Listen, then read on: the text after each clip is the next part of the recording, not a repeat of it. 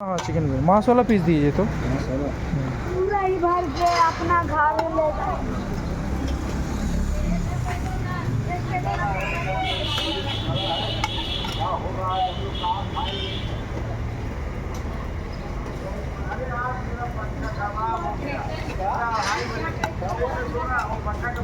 Piece है क्या?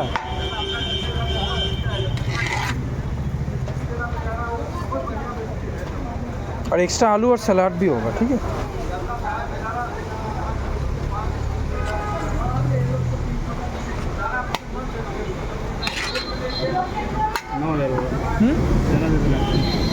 दे दीजिए।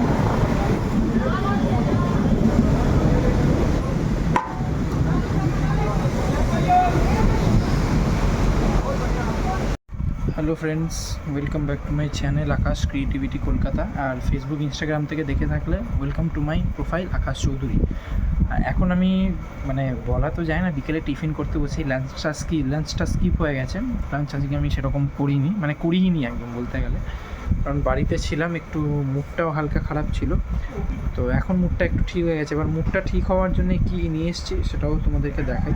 আর তোমরা তো সবাই জানো আমি খেতে খুব ভালোবাসি। আর আজকে বিকেল না, একটু 7টার পরে, এখন 6:10 হচ্ছে।